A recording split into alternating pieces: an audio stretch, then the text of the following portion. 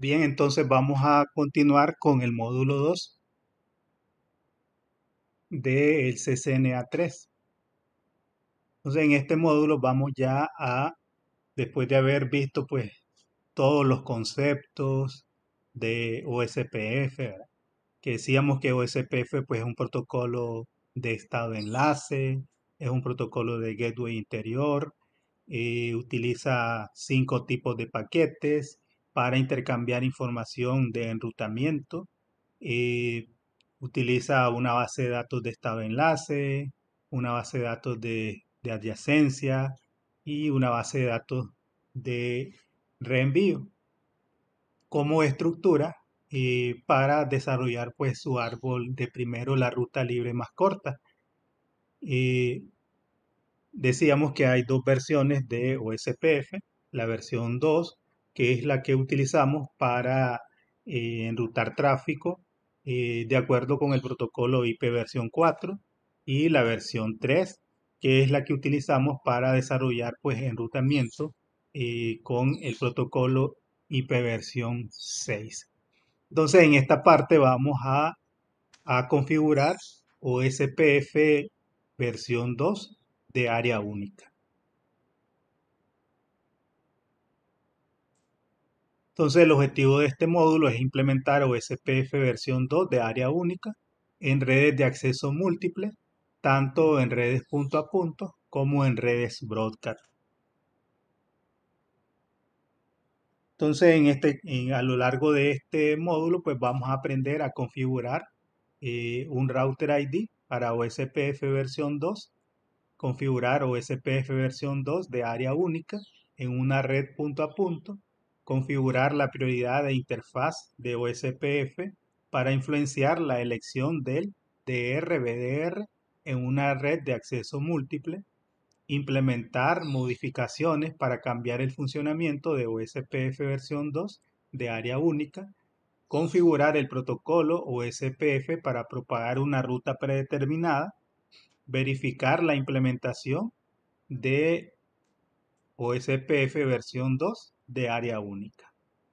Entonces, al finalizar este módulo, pues todos esos conceptos eh, que ya vimos en el módulo 1, entonces en esta parte pues vamos a seguir ampliando al respecto, pero también pues vamos a ver cómo se desarrolla pues la configuración de todos estos aspectos. Entonces, hablemos primero pues de lo que es el identificador red de router que utiliza OSPF para los procesos de enrutamiento. Entonces tenemos pues esta topología de OSPF, tenemos aquí.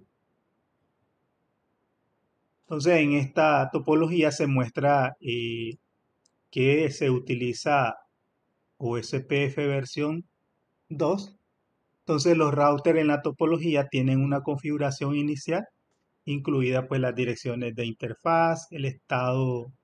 En este momento pues ninguno de los routers tiene configurado enrutamiento estático o enrutamiento dinámico, y todas las interfaces en los routers R1, R2 y R3, excepto pues la interfaz de loopback en el router 2, se encuentran dentro del área troncal de OSPF, o sea el área 0. El router ISP se usa como gateway a Internet del dominio de enrutamiento. Entonces, en esta topología que vemos aquí, tenemos R1, R2 y R3, ¿verdad? Y tenemos esta topología, perdón, esta conexión que simula esta nube, que la referenciamos a través de esta interfaz de loopback, loopback 1. Entonces,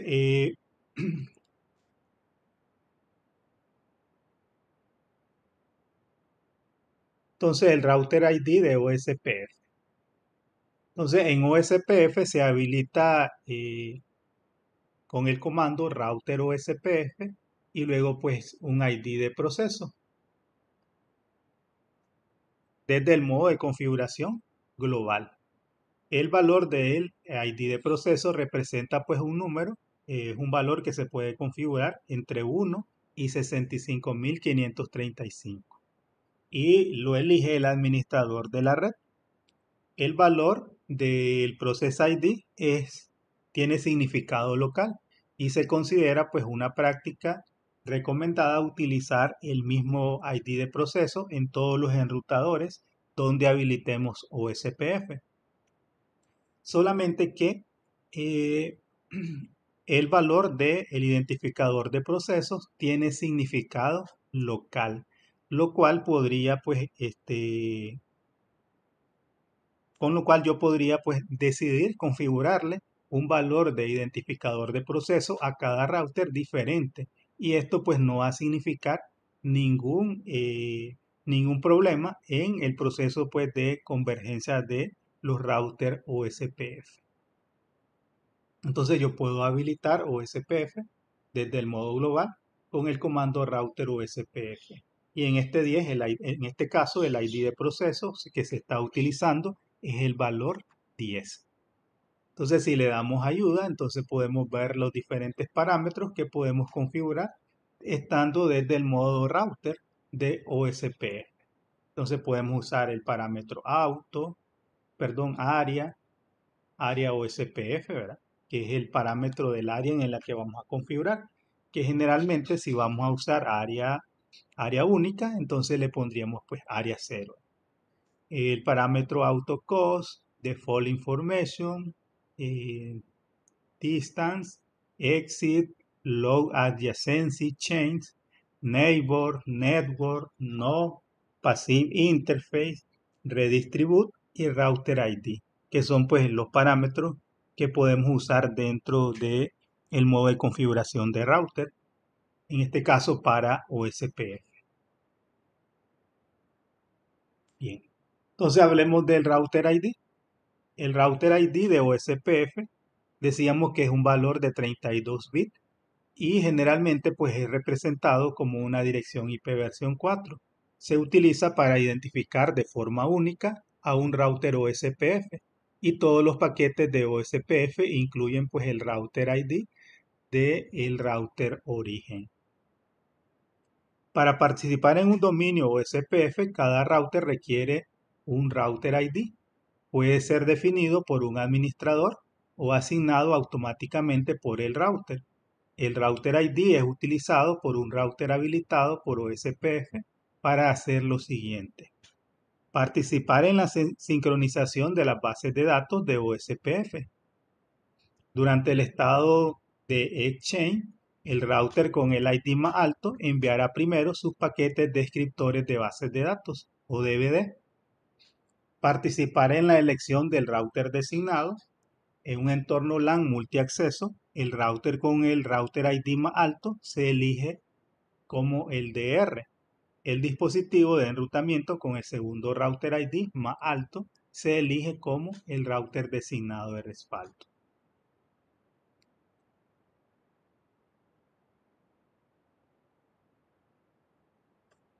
Bien. Entonces, ¿de qué manera nosotros podemos darle a conocer a nuestro router quién es nuestro Router ID?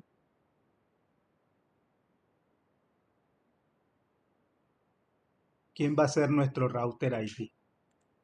¿Cómo se lo podemos dar a conocer a la configuración de los routers? Entonces, los routers Cisco derivan el valor del Router ID según uno de los tres criterios y en el orden preferencial en que están establecidos aquí, ¿verdad? Entonces, lo primero o la primera opción, ¿verdad?, que se debe definir para la configuración o para que un router asuma un identificador de router, lo primero es que el Router ID sea configurado explícitamente utilizando el comando Router ID y el valor del Router ID, ¿verdad?, que nosotros le queremos poner, ¿verdad? Este es el método recomendado para la configuración de un Router ID, ¿verdad? Pero, ¿qué pasa si yo no le configuro un Router ID? Como lo mirábamos aquí en los parámetros.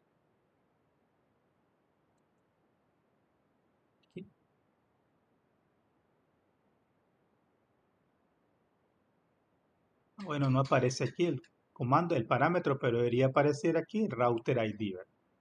Router ID ahí.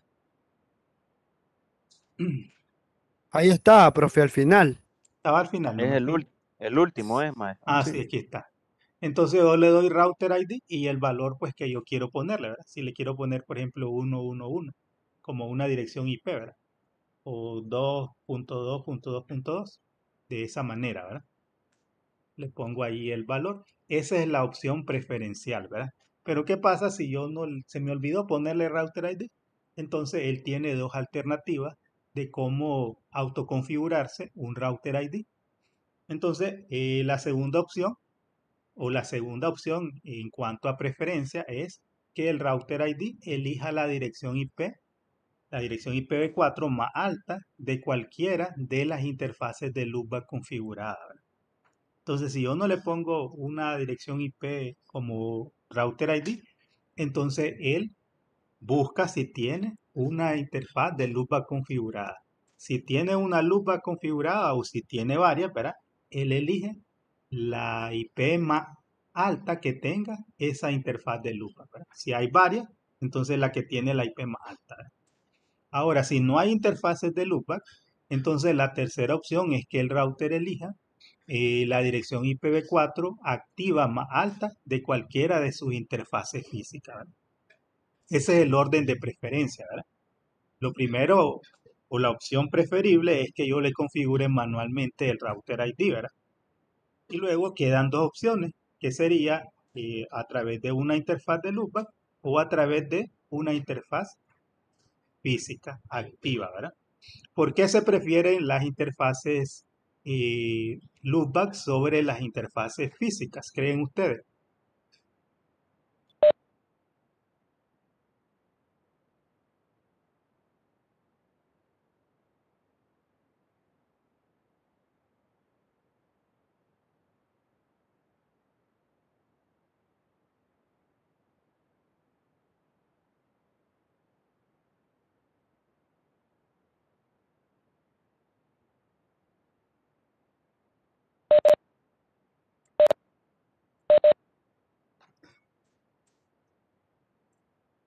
¿Por qué creen ustedes entonces que se prefiere una loopback sobre el router o el ID elegido por una interfaz física?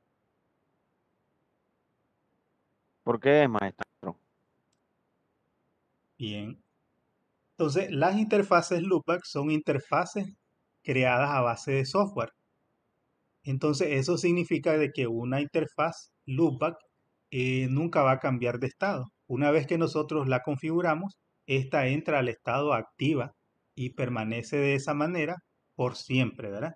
Mientras el router siga encendido o siga funcionando, la interfaz loopback va a estar activa, ¿verdad?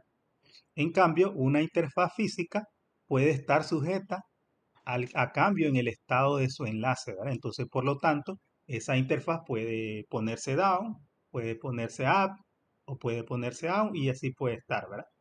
O sea, no existe, no va a estar por siempre como las interfaces loopback. Entonces, por eso se prefieren las interfaces loopback sobre las interfaces físicas para elegir el router ID.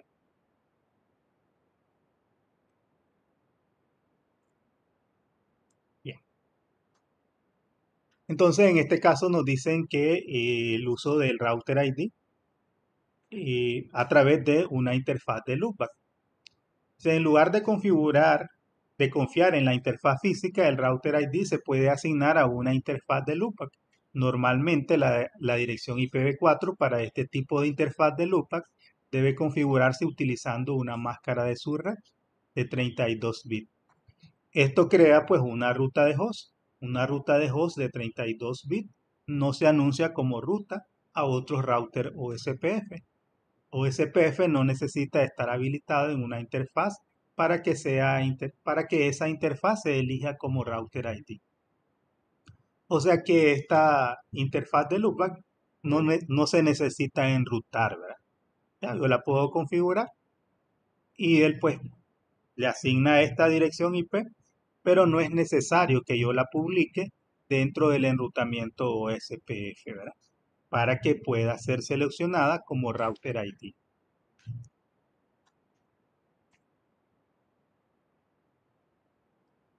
La otra opción, ¿verdad? Que es la opción preferible, es que nosotros le configuremos explícitamente el Router ID a cada uno de los routers, ¿verdad?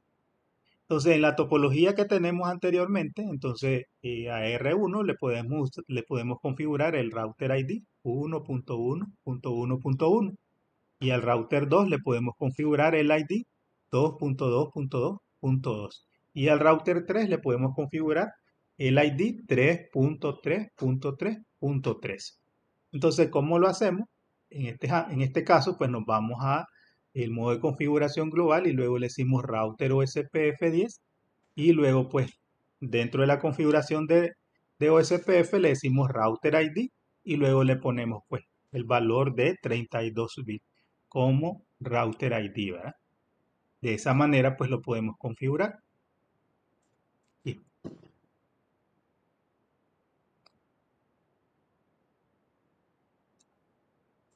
Ahora si yo quiero modificar el router ID, suponiendo que ya le configuré, ¿verdad? Pero se lo asigné mal o me equivoqué, ¿verdad?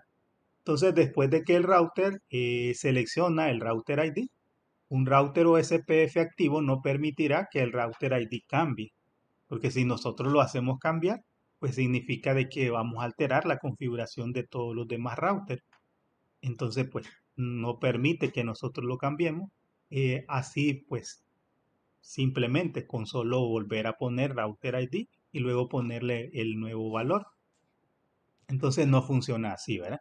Entonces, para que nosotros podamos, para que sea efectivo el cambio del router ID, lo que tenemos que hacer es reiniciar el proceso de OSPF, ¿verdad? Entonces, para reiniciar el proceso de OSPF, entonces yo entro a OSPF, ¿verdad? Le cambio el router ID al nuevo valor, ¿verdad? O el que tenía errores, entonces lo corrijo y luego pues le doy clear IP OSPF process para que haga efectivo el cambio, ¿verdad? Entonces cuando le doy clear IP OSPF process, entonces él me dice que si voy a reiniciar todos los procesos de OSPF y la opción predeterminada es no, ¿verdad? Entonces yo le doy que sí, ¿verdad? Le doy yes para que él pues ejecute el reinicio de todos los procesos de OSPF y hasta en ese momento pues se va a hacer efectivo el cambio de el router ID. De otra manera pues no se va a aplicar el cambio. Bien. Entonces veamos aquí en esta topología que teníamos al inicio, aquí. Entonces suponiendo que nosotros no le hemos configurado el router ID a ninguno de estos routers. Entonces, ¿cuál sería el identificador de router para R1? ¿Cuál sería el ID de router para R1? Sería la 10.10.1.0, 10.10.1.1,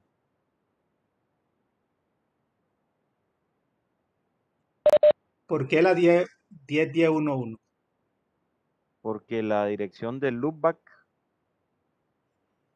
dice que es la 10.10.1.0, la red PK24. Y si se fija ahí en interfaz dice .1. Quiere decir Porque que es se la prefiere, ¿verdad? Se prefiere 10.10.1.1. la interfaz de loopback, ¿verdad? La interfaz de loopback. Entonces, él va a elegir, si tuviera varias loopback, entonces él va a elegir la que tenga la IP más alta, ¿verdad? Pero en este caso solamente hay una loopback, que es la 10.10.1.1. Entonces, por lo tanto, R1 tendría como router ID el 10.10.1.1, ¿verdad? Y así en el caso del router 2, ¿verdad? El router 2, ¿cuál sería el ID de router 2?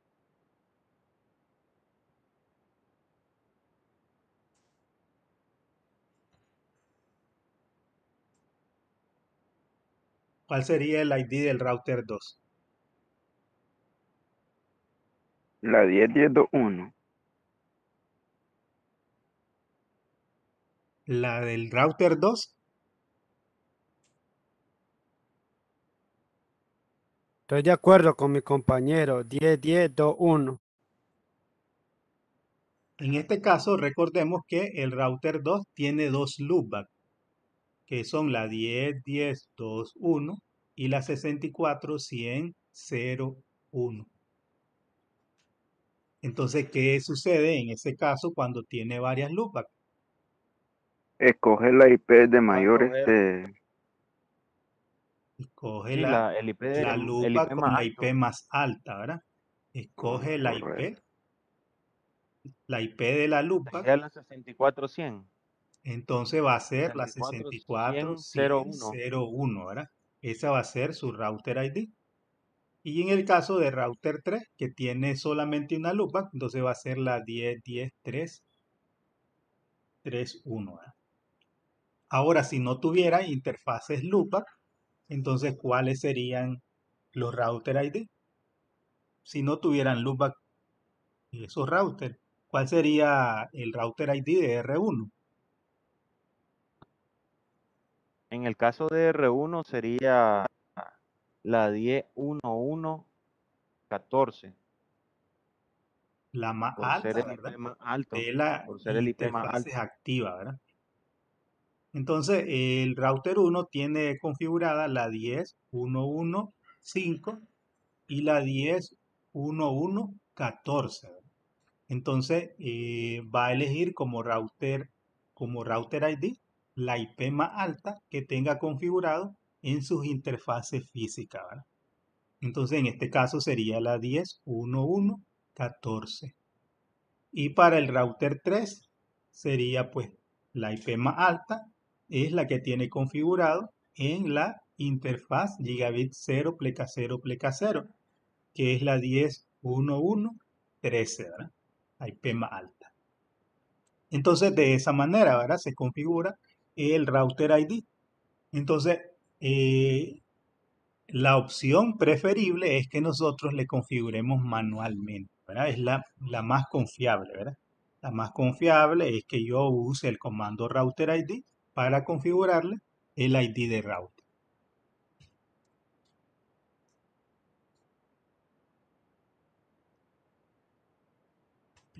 Y ese router ID, maestro, eh, uno escoge arbitrariamente el número o digamos que usa una que tenga alguna relación con alguna red o algo así. Como en el caso del interVLAN por subinterfaz. Recuerda que, aunque usted dijo que el número no tiene, puede escoger otro número, pero escojo este número porque me es más fácil identificar a la Sí, VLAN a la cual yo voy a asociarlo.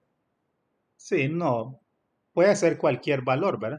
Puede ser cualquier valor, pero a veces tal vez si yo le pongo a mi hostname R1, entonces le puedo decir que va a ser el router ID, va a ser el 1.1.1, ¿verdad? Pero podría ponerle el 10.10.10, ¿verdad? O cualquier número. Como es un valor, ¿verdad? Es un valor y no es una dirección IP, ¿verdad? Pues no va a causar ningún tipo de conflicto con las direcciones IP, ¿verdad? Pero al menos que yo repita el router ID, ¿verdad? En otro router que se supone que debe ser exclusivo, ¿verdad? Este valor no lo puedo configurar en dos routers. No pueden tener dos routers el mismo router ID, tiene que ser único, ¿verdad? Pero puede ser pues cualquier valor. Ahí pues cada administrador de red puede tomar pues su decisión de cómo quiere pues crear pues un proceso de asociación que le resulte pues más beneficioso para su documentación o para efectos de recordar qué router ID pues que tiene configurado cada uno de los routers en los que se ejecuta OSPF, ¿verdad?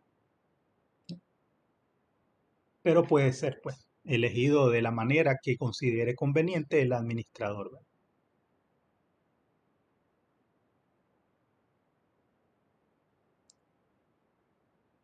Bien, entonces ahora hablemos de las redes punto a punto de OSPF.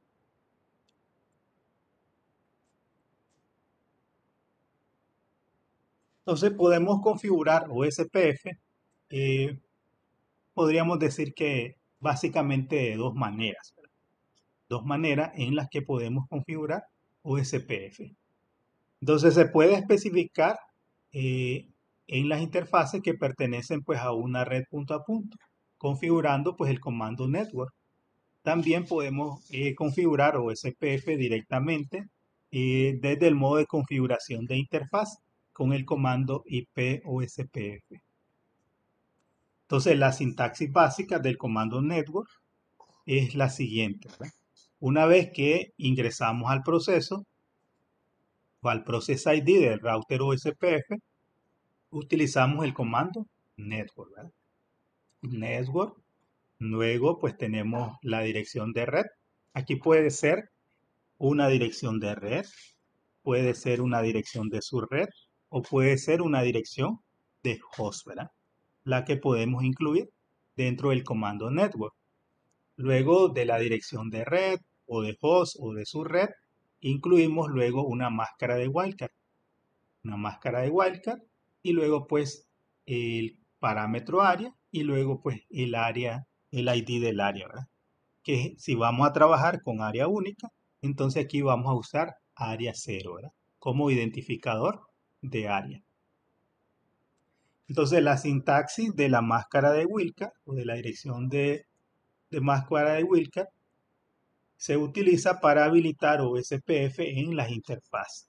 Cualquier interfaz en un router que coincida con esta parte del comando está habilitada para enviar y recibir paquetes OSPF. La sintaxis del área o área ID se refiere pues al área OSPF. Al configurar OSPF versión 2 de área única, el comando network debe configurarse con el mismo valor de área ID en todos los routers.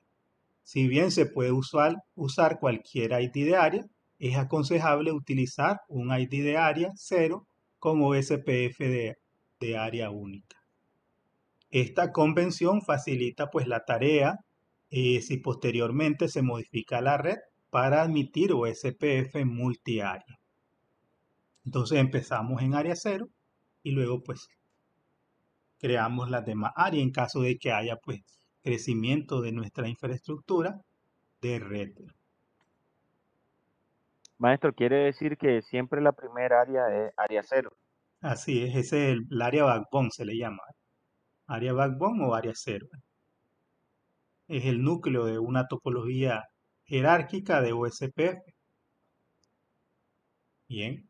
Entonces la máscara de wildcard suele ser lo inverso de la máscara de subred que se configura pues en la interfaz. Entonces el método más fácil para calcular una máscara de wildcard es restar a la máscara de subred la dirección 4S255. Entonces, por ejemplo, si tenemos una máscara de subred, pleca 24 y pleca 26, entonces tenemos pues la máscara de 4S255 y le restamos la máscara pleca 254, ¿verdad? Perdón, pleca 24, ¿verdad? Que sería aquí 255, 255, 255 y aquí sería 0, ¿verdad? Aquí está con error esta máscara. Aquí debería ser 0, ¿verdad? Entonces, al restar estos valores, ¿verdad? Entonces sería 255 menos 255 me va a dar 0, ¿verdad? 255 menos 255 me va a dar 0. 255 menos 255 me va a dar 0. Y 255 menos 0 me va a dar 255, ¿verdad? Y esa es la wildcard, ¿verdad? La wildcard. Entonces, para una máscara de subred, pleca 26, ¿verdad? Aquí debería ser, ¿verdad? 4 veces 255. Aquí debería ser 255, 255, 255. Y aquí debería ser 192, ¿verdad? Así es. Prefijo 26, el cuarto octeto debería ser 192, que sería 128 más 64. Entonces, si restamos aquí, 255 menos 255 va a ser 0. 255 menos 255, 0. 255 menos 255, 0. Y luego 255 menos 192, ¿cuánto me va a dar aquí? 255 menos 192. 63. ¿Cuánto? 63. 63, ¿verdad? 63, ¿verdad? Entonces, ese sería la máscara de wildcard, ¿verdad? Para una red que tiene pues un prefijo pleca 26, ¿verdad? De esa manera se configura. Entonces, eso es para cuando queremos configurar, pues si quiero poner una red o una subred, ¿verdad? Si quiero configurar en la declaración del comando network la dirección IP que tiene la interfaz del router en la que yo estoy declarando OSPF, entonces en ese caso la wildcard que debería poner es toda en 0, ¿verdad? Toda en 0. Entonces, ¿por qué 0 y por qué 1? Entonces aquí es, si lo tuviéramos en binario, ¿verdad? Esto debería ser todo 0. Esto 8 bit 0, esto 8 bit 0 y esto 8 bit 1, ¿verdad? Entonces, 0 significa coincidir y 1 significa ignorar, ¿verdad? 0 es coincidencia y 1 es ignorar, ¿verdad? Eso quiere decir, ¿verdad? Que para que un router acepte actualizaciones de enrutamiento, tienen que coincidir estos tres primeros octetos. ¿Qué debe tener en el tercer octeto?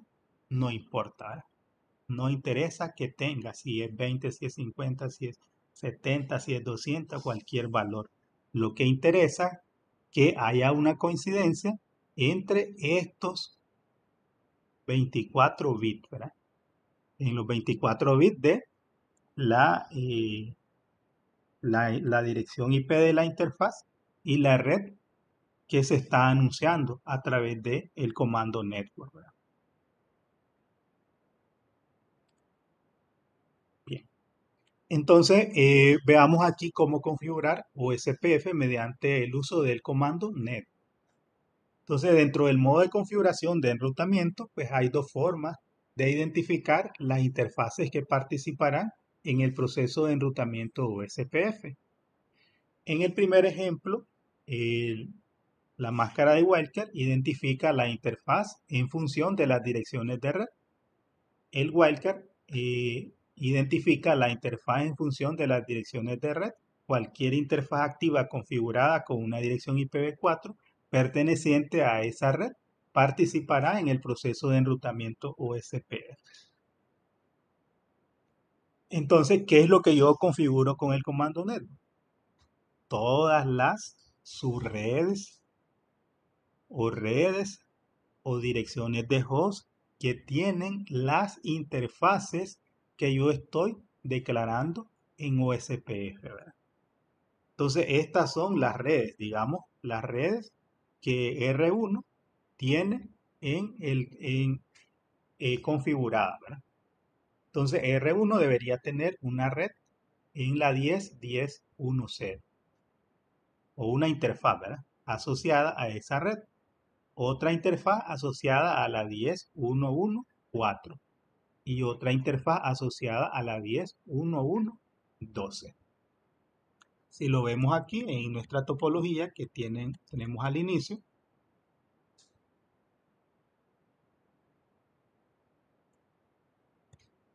aquí son estas las que están declarando, ¿verdad? En esta pues están declarando pues también las interfaces de loopback. Entonces tenemos la 10.1.1.12, ¿verdad? La 10.1.1.4, la 10.10.1.0, ¿verdad? Y esa es la que están declarando aquí con el comando network. Entonces, si yo omito, ¿verdad? Si yo omito un comando network, entonces estoy excluyendo a esa interfaz de participar en el proceso de enrutamiento de OSPF versión 2, ¿verdad? Entonces, cada vez que yo incluyo un comando network, estoy diciendo cuáles son las interfaces que van a participar del proceso de enrutamiento de OSPF. Aquí. ¿Entendido esa parte? Sí. ¿Está bien? Solo una duda tengo. ¿Por Ajá. qué, por qué con, por qué con Wildcard y no la máscara de red? Sí, es la forma que utiliza OSPF, ¿verdad? Es la Es forma que parte utiliza del OSPF. diseño de... Así es, para discriminar, ¿verdad? Para discriminar cuáles son, pues, las interfaces que van a participar del proceso de enrutamiento, ¿verdad? De OSPF. Por eso no se utiliza la máscara, ¿verdad? Sino la máscara de su red, sino que se busca la wildcard, ¿verdad? Se usa la wildcard para poder discriminar cuáles son las interfaces que van a participar del proceso de eh, enrutamiento, ¿verdad?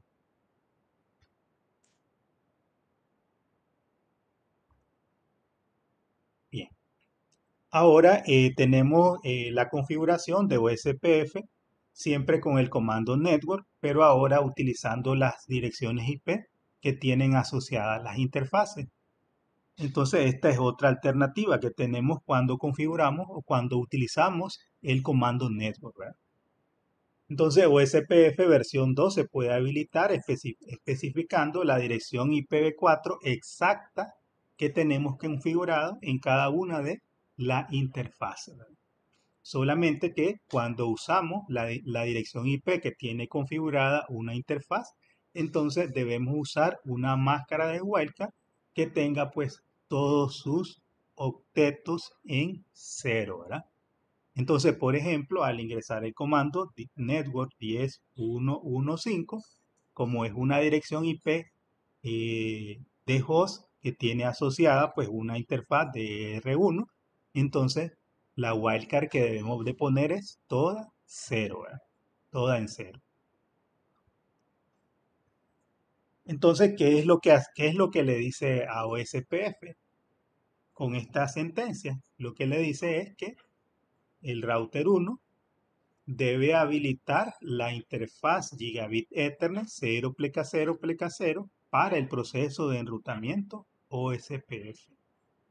La ventaja de especificar la dirección IP que tiene configurada la interfaz es que no se necesita calcular pues una máscara de wildcard, porque en este caso pues si le ponemos la IP de host que tiene asociada la interfaz, entonces todos los octetos de la máscara de wildcard van a ser 0, ¿verdad? Esa es la ventaja, ¿verdad?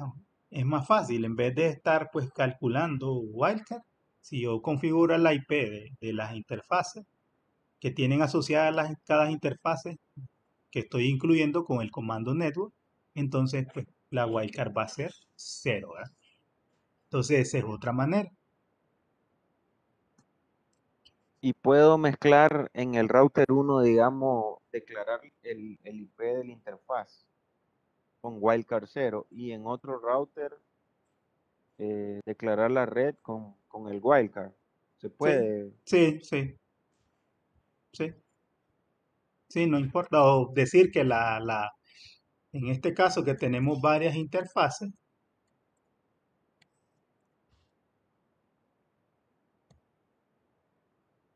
aquí, entonces yo podría decir network, eh, la 10.1.1.14 con wildcard 0.0.0.0 área 0. Y luego decir, por ejemplo, network 10.1.1.4 con wildcard 0.0.0.3. Estoy declarando la subred área 0. ¿Ya? Puedo usar cualquiera de las dos alternativas, o la IP de host o la, la subred, ¿verdad? Ahí no hay pues ningún amarre pues que uno tenga que hacer, ¿verdad? Que si solo voy a usar eh, IP de host, eso no quiere decir de que estoy obligado a usarlo en todos los comandos network, ¿verdad? Puedo ser diferente, ¿verdad? Bien. Eh, el otro método, ¿verdad? Que podemos utilizar es, en vez de usar comandos network, es configurar OSPF directamente en las interfaces, ¿verdad? Y esta es la forma que se utiliza, o la única forma, mediante la que se configura OSPF versión 3. ¿Recuerdan cómo se configura RIP-NG?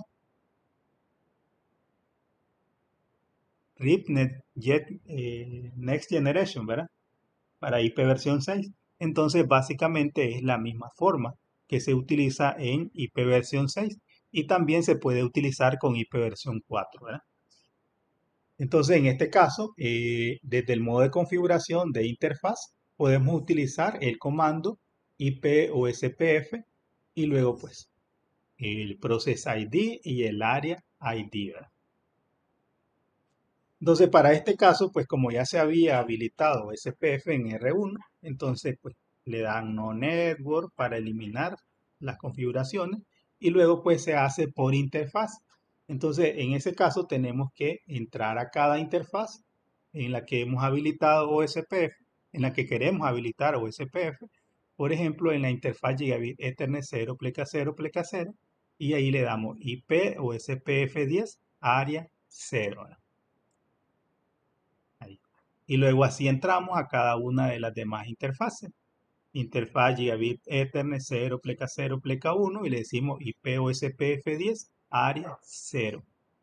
Y luego pues en la interfaz Loopback 0, IP OSPF 10, área 0. Pero en este caso pues si nosotros habilitamos primero de esta manera OSPF, entonces él tendría que buscar cómo elegir un router ID, ¿verdad? Él tendría que usar las dos opciones, o usar las loopbacks en caso de que existan loopbacks, o usar la IP más alta de sus interfaces activas. Entonces, lo correcto sería, pues, primero darle router OSPF 10 y luego decirle router ID y le ponemos el ID, ¿verdad? Y luego, pues, nos salimos y entramos a cada una de las interfaces y le decimos, pues, IP OSPF 10, área 0. Y luego así en cada interfaz que queremos que participe de el proceso de enrutamiento. Y creo que esta es una manera pues más fácil, puesto que no tenemos que estar pues eh, recordando sus redes o direcciones IP de host, ni calculando máscaras de wildcard, ¿verdad? Creo que es una forma pues más fácil. Es decir, primero crear el, El ID, el el ID del ID, OSPF y después solo te vas a la interfaz y así le es, decís el Process ID y le decís el área también. así es. Es más fácil, ¿verdad? Esta opción es como más sencilla. Bien. Eh, la configuración de interfaces pasivas. De manera predeterminada, todos los mensajes de OSPF se reenvían por todas las interfaces con OSPF habilitado. Sin embargo, estos mensajes solo necesitan enviarse por las interfaces que se conectan a otros routers con OSPF habilitado.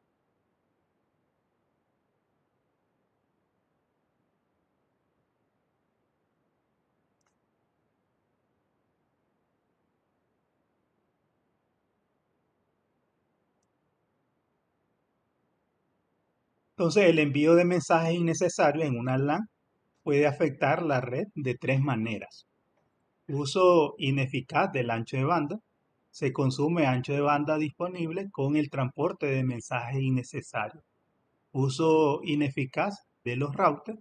Todos los dispositivos en la LAN deben procesar el mensaje y finalmente descartarlo. Y pues mayor riesgo de seguridad. Sin configuraciones de seguridad o SPF adicionales, los mensajes de OSPF se pueden interceptar con software de detección de paquetes. Las actualizaciones de enrutamiento se pueden modificar y enviar de regreso al router, lo que daña la tabla de enrutamiento con métricas falsas que direccionan erróneamente el tráfico, ¿verdad? Entonces, en esas situaciones podemos pues configurar las interfaces en el estado de pasivas, ¿verdad? para evitar de que las actualizaciones de enrutamiento se envíen de manera innecesaria a redes donde no existen routers interconectados. Entonces, por ejemplo, en este caso, si se utiliza el comando passive interface desde el modo de configuración de router para evitar la transmisión de mensajes de routing a través de una interfaz del router y permitir que se anuncie esa red a otros routers. El comando show IP protocol se utiliza para verificar que la interfaz Gigabit Ethernet está pues configurada en modo pasivo. Aquí, por ejemplo, router OSPF10, Passive Interface Loopback 0. Entonces decimos que la interfaz Loopback va a estar configurada en modo pasiva. ¿Qué quiere decir eso? Que esta interfaz puede participar del proceso de enrutamiento, pero ella solamente va a recibir actualizaciones de enrutamiento, no va a generar o no va a poder no va a poder enviar actualizaciones de enrutamiento por esta interfaz, ¿verdad? Y eso lo podemos ver con el comando show IP protocols. Aquí me dice routing protocol is OSPF10, el router ID que tiene configurado, ¿verdad? El número de áreas en que está configurado este router, que es solamente uno, la máxima cantidad de rutas en las que puede balancear carga OSPF, que están configuradas por defecto, que son 4, las interfaces que están participando del enrutamiento de OSPF, que son la loopback, la gigabit 01, la gigabit 00. Y aquí me dice que la loopback 0 está configurada como pasiva. Entonces eso significa que, por ejemplo, en nuestra topología que tenemos aquí, topología de trabajo,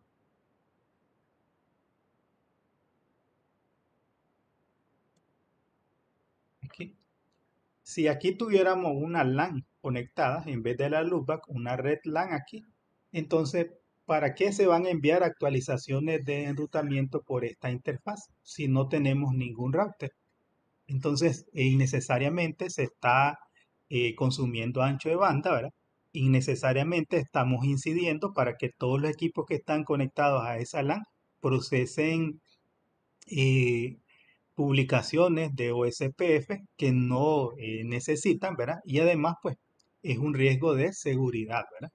Entonces, lo correcto sería que todas las interfaces en las que están participando del enrutamiento OSPF, pero que no tienen un router conectada, la pongamos en modo pasiva, ¿verdad? Por ejemplo, la Gigabit 00 que conecta a R2, no la podemos poner en pasiva, porque pues él va a intercambiar enrutamiento con R2. De otra manera, pues no va a hacerlo, ¿verdad? Igual, pues la Gigabit 001, como tiene un router conectado, entonces no debe ponerse en pasiva, ¿verdad? Solo se deben poner en pasiva aquellas interfaces que participan del enrutamiento OSPF, pero que no tienen un router conectado en el otro extremo.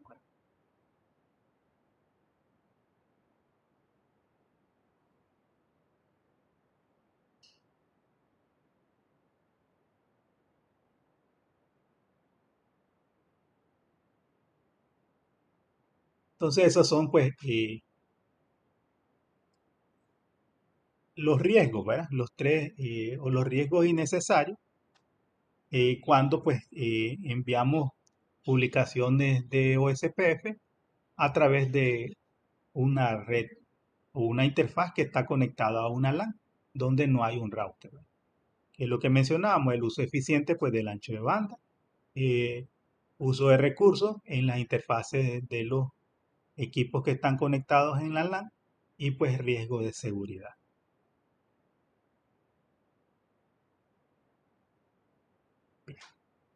Entonces, en las redes de OSPF punto a punto, se forma predeterminada, los routers Cisco eligen DR y BDR en las interfaces Ethernet, incluso si solo hay otro dispositivo en el enlace. Puede verificarlo en el comando show IP OSPF interface. el proceso de elección del DR y BDR es innecesario, ya que solo puede haber dos routers en la red punto a punto, entre R1 y R2.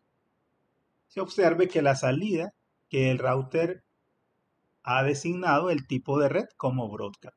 Aquí. Entonces, por ejemplo, show IP OSPF interface gigabit Ethernet 0 pleca 0. Entonces, él dice que el tipo de red aquí es broadcast, ¿verdad? OSPF puede diferenciar, creo que son 5 tipos de redes, ¿verdad? 5 tipos de redes puede diferenciar. Dentro de esa tenemos las redes broadcast o de difusión, ¿verdad? Las redes no broadcast multiacceso, las redes punto a punto, no me acuerdo cuál es la otra, y las redes de enlaces virtuales, ¿verdad? Hay una que no me acuerdo ahorita. Bien. Pero él puede pues diferenciar, ¿verdad?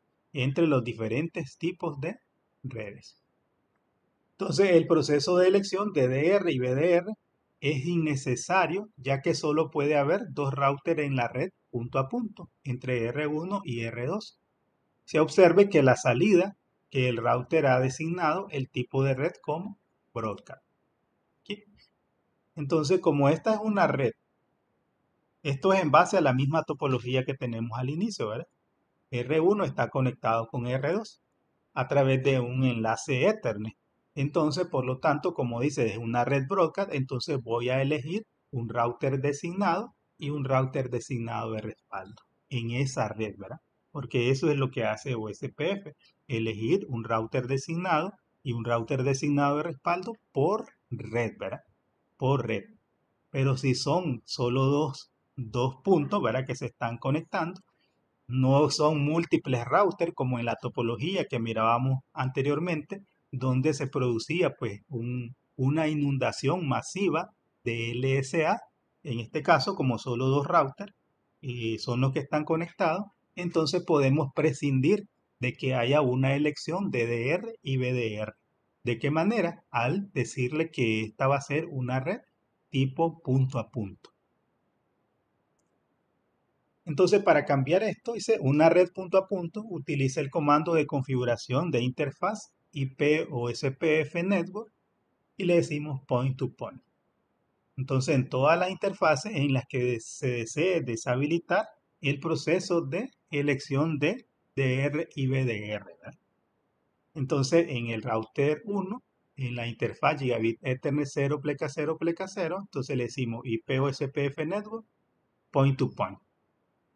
Entonces, cuando la verifiquemos aquí, entonces ya no nos va a decir que es una red tipo broadcast, sino que nos va a decir que es una red punto a punto, ¿verdad? Pero esto ya es una decisión del administrador de OSPF, si quiere hacer pues este proceso, ¿verdad? ¿Ya? Como una medida pues de agregarle menos procesos de recálculo a la configuración de OSPF. Porque de otra manera, pues ellos tendrían que elegir DR y BDR. Pero como solo son dos equipos, entonces pues no habría necesidad, ¿verdad? Es necesario cuando existe pues más de un punto de conexión, ¿verdad? Como en el ejemplo que poníamos anteriormente, que teníamos el switch en el centro y todos los routers, los 5 routers conectados al switch. Ahí sí se vuelve necesario el uso de la elección de DR y BDR, ¿verdad? Por las inundaciones masivas de LSA, ¿verdad? En este caso, como solo son dos puntos, entonces se puede prescindir del uso de DDR y BDR.